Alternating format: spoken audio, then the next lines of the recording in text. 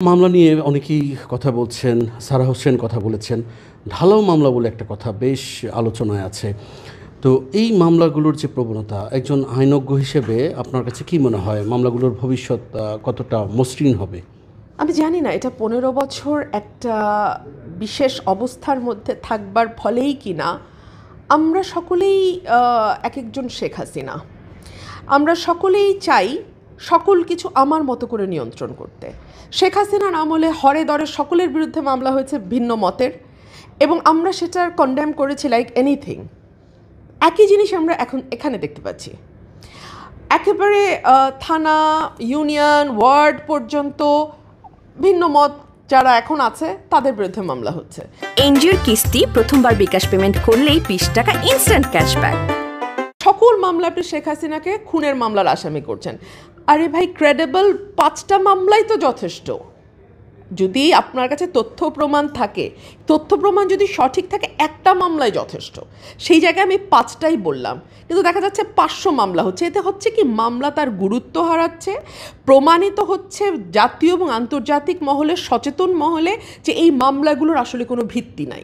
এবং একটা সময় কি হবে জানেন, ওই যে বলে না যে এক মাঘে শীত যায় না, সময় পাল্টাবে, আবারও তখন এই মামলাগুলোর সুবিধা নেবে আজকে যাদের বিরুদ্ধে মামলা করা হচ্ছে তারা বলবে এই মামলাগুলোর আসলে কোনো ভিত্তি নাই, এই মামলাগুলো করা হয়েছে শুধুমাত্র আমরা তখন বিরোধী পক্ষে ছিলাম বলে। এই সুযোগটা কেন তাদেরকে আপনারা করে দিচ্ছেন?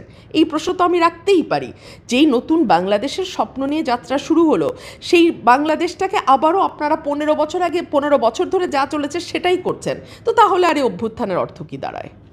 দেখুন, আমার রাগ আপনার ওপরে, কারণ আপনার সাথে আমার জমি নিয়ে বিরোধ আছে। কথার কথা, আমাদের বেশিরভাগ মানে বাঙালি পরিবারে যা হয়।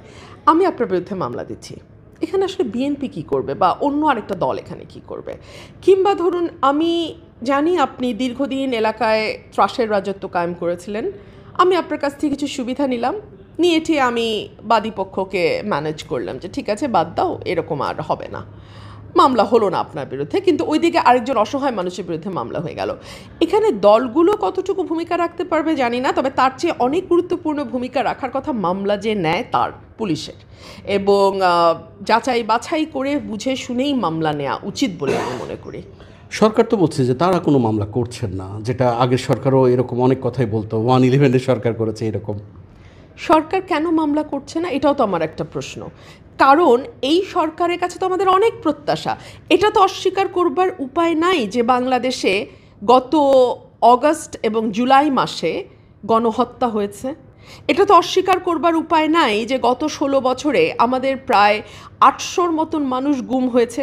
এটা তো অস্বীকার করবার উপায় নাই যে আমাদের গত কয়েক বছরে বিচার বহির্ভূতভাবে প্রায় 2.5 থেকে 3 হাজার মানুষকে হত্যা করা হয়েছে। এটাও তো অস্বীকার করবার উপায় নাই যে পুলিশ হেফাজতে আমাদের অনেক মানুষ নির্যাতিত হয়েছে, মারা গেছে। তো মামলা হবে না কেন? মামলা তো হওয়া উচিত। কিন্তু কার বিরুদ্ধে কোন মামলা হবে? যার বিরুদ্ধে মানি লন্ডারিংয়ের মামলা হওয়া উচিত, তার বিরুদ্ধে যদি আপনি খুনের মামলা দেন, তার মানে তো আপনি তাকে বাঁচিয়ে দিলেন। ট্রায়ালে গিয়ে তো ওই মামলা টিকবে না। এস আলম বা সালমান এফ রহমানের বিরুদ্ধে আপনি টাকা পাচারের মামলা দিবেন, তাদের বিরুদ্ধে আপনি মন্দ ঋণ শোধ করছেন না সেই মামলা দিবেন। তাদের বিরুদ্ধে যদি এখন আপনি 302 দেন, 326 দেন, তাহলে তো আসলে হলো না। টাকা চুরির জন্য যদি আমার গলায় জুতার মালা পরাইতে হয়, তাহলে আমার শালীর সাথে প্রতারণা করার জন্য তোর ফাঁসি হবে। দুলা ভাই, আপনার তো ঘর জামাই বইলা একটা পরিচয় আছে, আমার তো তাও নাই।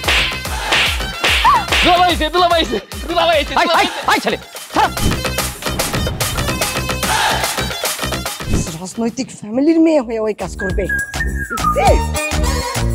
যারে পাবো আরে পিটাবো, রক্তের নেশায় ধরছে, রক্তের নেশায়, কাঁচা রক্তের নেশায় ধরছে।